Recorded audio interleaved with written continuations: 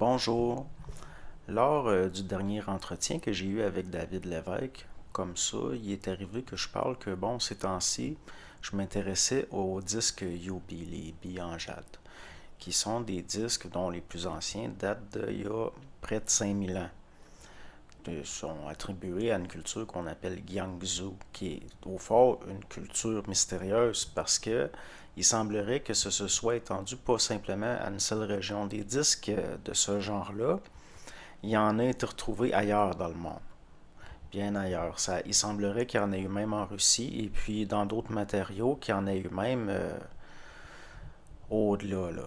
Bien au-delà de la Russie, il y en aurait eu en Égypte, en Afrique, un peu partout, même si au niveau de l'archéologie, il y a certaines choses dont on ne parle pas. Mais à mes yeux, c'est quelque chose qui a possiblement au néolithique, puis peut-être même au paléolithique, il y en aurait qui aurait plus de 12 000 ans. À mes yeux, c'était lié à une culture qui était possiblement globale. Donc, les disques Yubi, habituellement, ils sont en néphrite, en jade ou en jadéite, mais plus rarement, des fois, il y a d'autres matériaux.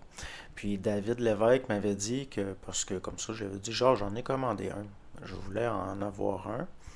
Il m'avait dit, ben, quand tu l'auras, il m'avait proposé de faire une vidéo. Puis moi, je l'avais choisi dans une pierre semi-précieuse rouge. Donc, le voici.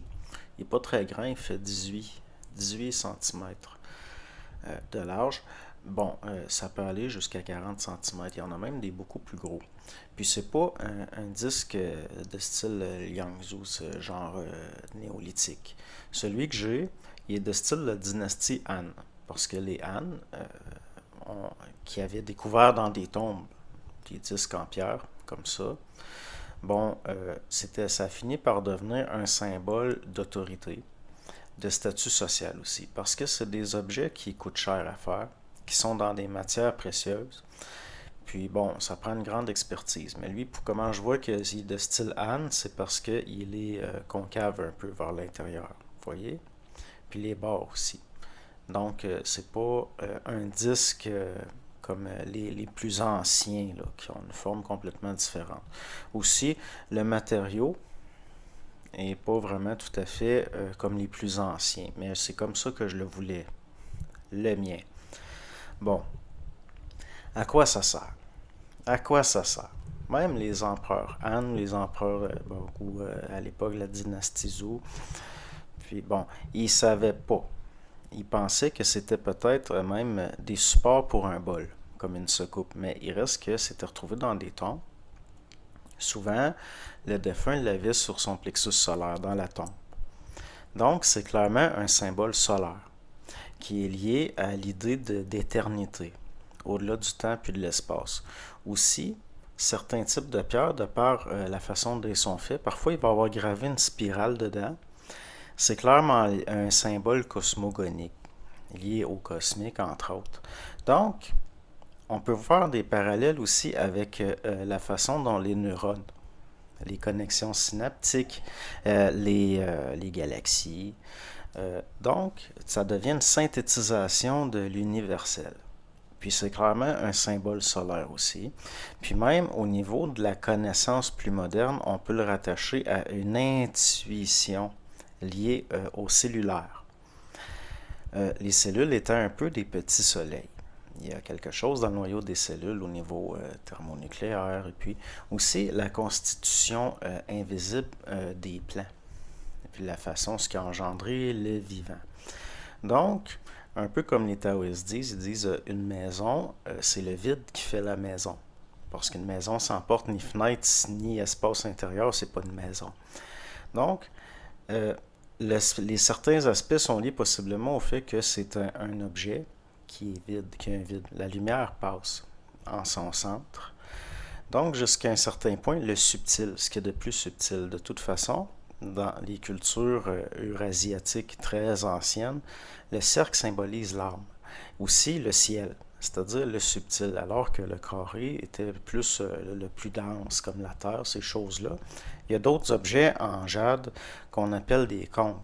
Les kongs en jade étaient des espèces de carrés avec des cercles imbriqués dedans. Ça, c'est lié à la Terre, puis bon, c'est vu plus lié au plan matériel, alors que ça, c'est plus un symbole lié au subtil, la lumière. Il y aurait un parallèle à faire, par exemple, le corps, l'âme, l'esprit, ou si vous voulez, le mental, le vital, l'émotionnel. Mais en tout cas, on peut aller loin. Vous savez, à mes yeux, je pense que c'est, pour moi, au niveau de la mémoire collective, c'est une culture qui est encore présente. Qui est encore présente, puis que jusqu'à un certain point, c'est juste que ça a changé de forme, puis que ça s'est atténué. Puis peut-être, possiblement que c'était des objets liés au chamanisme eurasiatique, puis que, bon, il y a certains aspects qui ont été perdus au niveau culturel. Pourquoi? Ben parce que l'être humain de maintenant est intellectuel. C'est un être qui pense. Donc, au niveau de ce que ça pouvait servir pour les chamans, on n'est pas dans un mode linéaire intellectuel au niveau de la pensée. Pourquoi je l'ai pris rouge, entre autres? Ben parce que le rouge, comme on voit dans d'autres cultures, va être lié à ce qui est éternel. Même au paléolithique, on a retrouvé des squelettes qui étaient enduits de poudre de cinabre.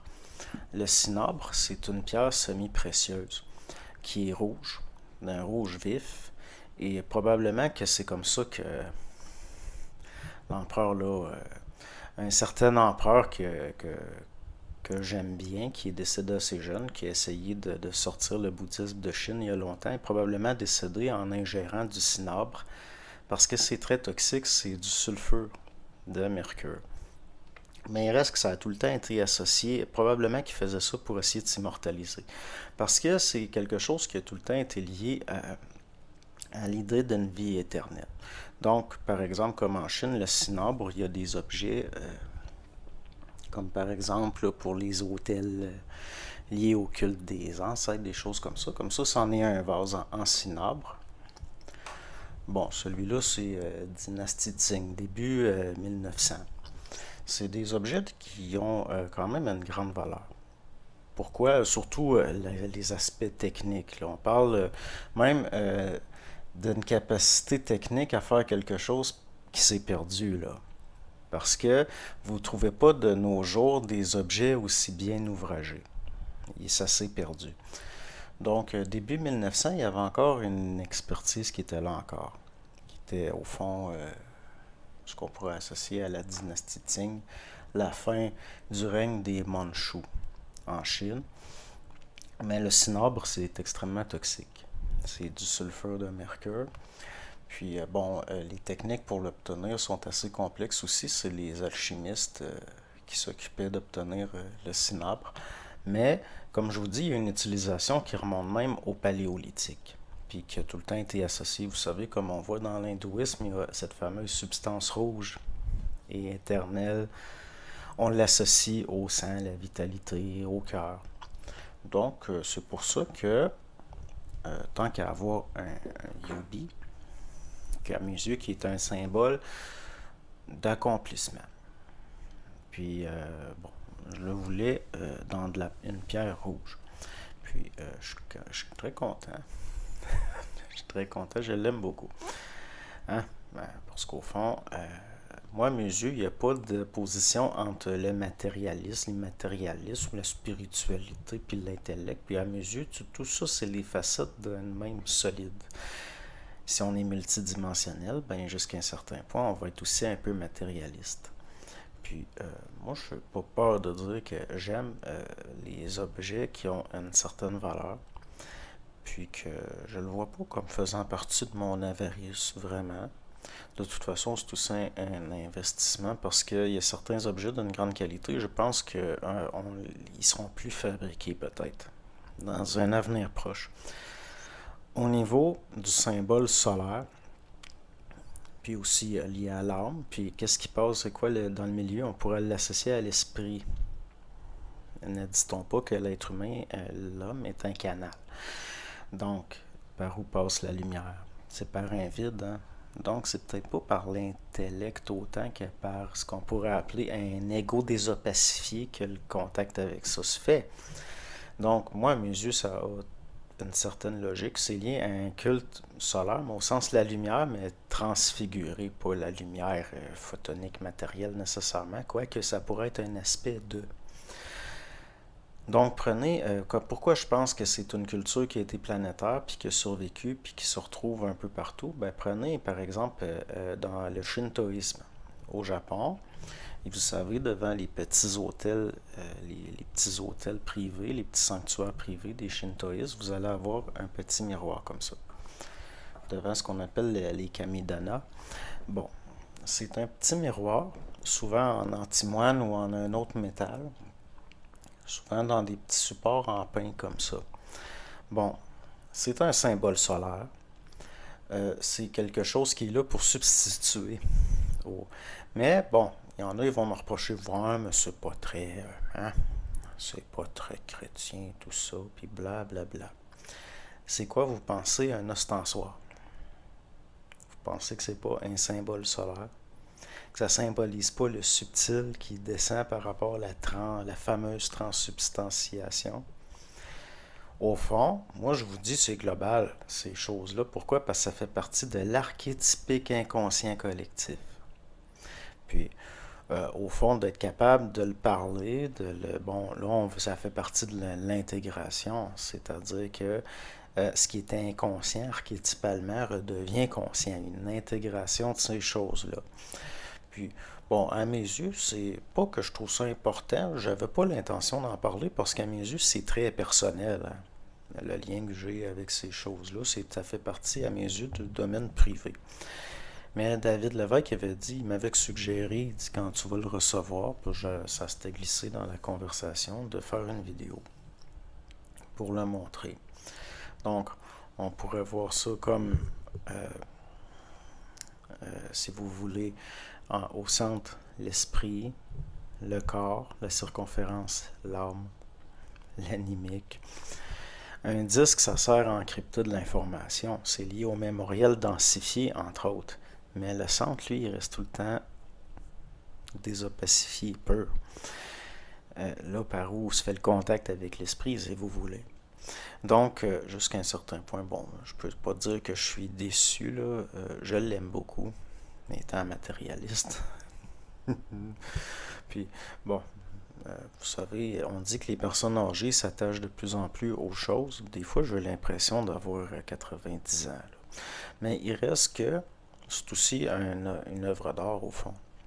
Puis, il est vraiment fascinant au sens le veinage naturel de la pierre. Puis aussi, là, on voit pas très bien, là, mais il est en partie comme il y a un assez, au niveau de sa densité, il y a une bonne teneur en structure cristalline. La lumière passe en partie à travers. C'est un très bel objet. Très bel objet.